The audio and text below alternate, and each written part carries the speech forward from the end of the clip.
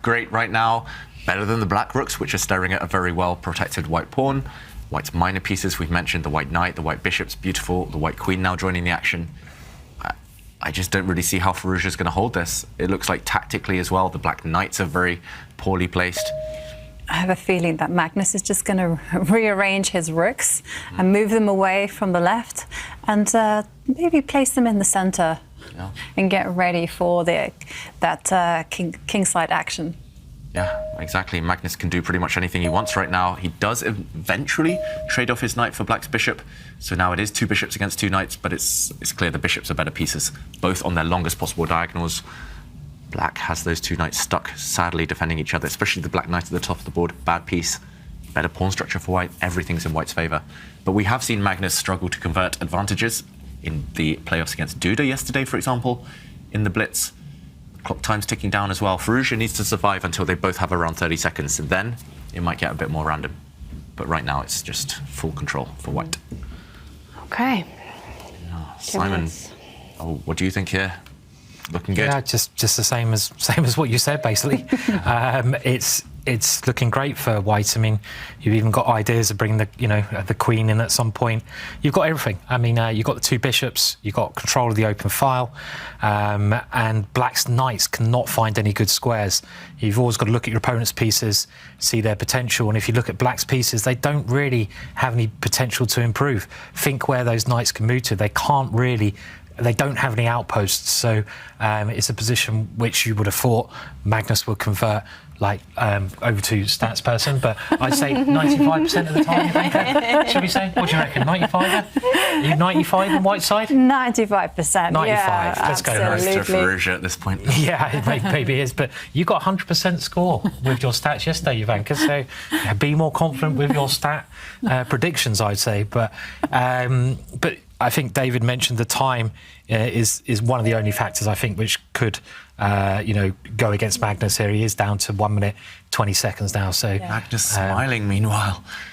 Is that because of the position? Because it's so beautiful right now, or is he still listening to something a bit humorous? He must be listening to something. But I mean, it doesn't seem to be distracting him from his play because, again, he's doing everything perfectly. And the great thing about this position for Magnus is that there's really no way for Alireza to kind of mix things up. The position is not that many minor pieces on the board, and there's no way to attack. Because yesterday we saw things go wrong when there was so much activity on the board. And Magnus, just look at that. He's just steam-rolling with those pawns on the right. It's a pawn storm incoming. Yes, I mean, the position is very easy to play, right? I mean, you literally just, well, look at that. I mean, he even leaves his queen on pre. He's enjoying this a bit too much, I feel, at the moment. So those pawns are killers. And this is unnecessary, but it's flashy and probably strong. Yeah. If the white queen is taken by the black knight right now, then the black queen falls, and that only favours white. The black queen looks like she has to run away. Maybe she swings herself across the board, or maybe she steps back 1 square, but that will only give Magnus a free hand to continue the attack. Yeah. Looking very, very good. Firouzja now below on the clock, about to tick under 1 minute. He's a speed monster. He can play 50 moves in a few seconds, but in this position, it's just about whether he survives that far. Magnus did make big blunders in the blitz against Duda yesterday. Is this a different Magnus we're seeing today? A lot more sharp, maybe?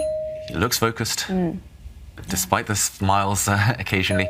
The one thing I will say about Magnus, okay, black's queen getting active. There are some threats now, but Magnus lately in tiebreaks, he's not been doing so well. He lost against Duda yesterday in the tiebreaks. Norway chess, he lost nearly every tiebreak. I think he lost 4 in a row, 4 in a row Armageddon matches at some point. So yeah, it's not been great for him, not the usual kind of ruthless nature that we're used to, but here he's just so direct, going for checkmate, going for that black king. Yeah, Magnus is in his element in this type of position. Yeah. He's just, all his pieces are working, and now just take a look at that pawn on e6. It's just bulldozing open the black position. Yeah, I mean, the black king is devoid of any defenders, really. And there are tactical issues as well with black's knight at the top of the board. It's hanging by a thread. Does Magnus take back with a pawn here? Okay, I wasn't sure about this. It does allow black's pawn to move out the way. There's some defense maybe with his rooks on the 7th rank. No, I thought he would take with the queen. Yeah, but I think he take with the queen. Looks very straightforward, but it's still very strong. Or can Firouzja fight back here? he's given a check. Gives a check. The white king will move to the corner, and now Firouzja has to. I mean, the one thing is that if it does get complicated when they're both under a minute, you mentioned it, this is where Firouzja might have his good chances. You know, he might actually excel over Magnus in these quick complications. He doesn't have much time, though. He's played it. The rook defending now. But maybe you can just leave the queen on this square in some scenarios. Not sure whether you want to, as Magnus, do you want to complicate things? But where does white's queen go? If it retreats, the best you can get is a queen trade. So I think Magnus has to give his queen here if he wants to win this game. And I wonder what the top going on with the time, because it does say that Firouzja's clock has run out. I'm pretty sure that is not the case, but it would have popped up on the screen if it had. Yes, it would have said. Okay, but he's very short then. They're both getting under 30 seconds. We know that now. But what's he got to play here? He's either got to give up the queen, which is just instinctively risky. There we go. Well, he doesn't care. He doesn't care. He's done it before. And Firouzja, seconds left on the clock. Getting complicated. It's getting really complicated. This coming in. This is messy. This is really messy. I mean, you can take so many pieces here. Just guys at home, don't look at the computer. Try and calculate this position for yourself. It's a lot to calculate. Black's knight is coming in. If you allow that black knight to come to f2 and check you, you will lose to what we call smothered mate. Yep. Okay, he gets rid of the knight. That was important. Yeah. And now Magnus does give up his queen. Wow, what a variation. And he's got bishop takes here, and it looks like this is the key move, right? The killer move. That black rook in the corner is trapped, has to give itself up for this pawn. And now Magnus will simply take this rook. It's two rooks against a queen. Normally that's imbalanced, but here it's all about that remaining white pawn. Yeah.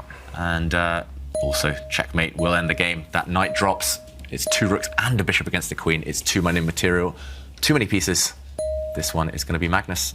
He can give a check with his rook here. Yeah. Promote a pawn. He can just move this rook that's attacked out of the way. And the bishop does a great job, doesn't it, stopping any checks. You know, white's bishop is a key piece, and this is forcing the win now. Yeah, Magnus makes an e-queen. He's two rooks and a bishop up. One rook drops, but it won't be enough. White's king will run to safety. Got a cross check here in a lot of positions. We talked about the cross check earlier. We might see that here. Black's trying to check out of trouble, but it's not going to work. No perpetual here. Yeah, the checks will dry up. They'll run out in a couple of moves' time. The bishop jumps back to defend. White's king will move. Next, the white queen will jump back and defend. And there we go. Magnus takes the first blitz game. Wow, he now takes the lead in the match. Magnus Carlsen, Firouzja in 5 minutes. Blitz game number 2. He has to win, Firouzja, to take it to an Armageddon tiebreak. Wow.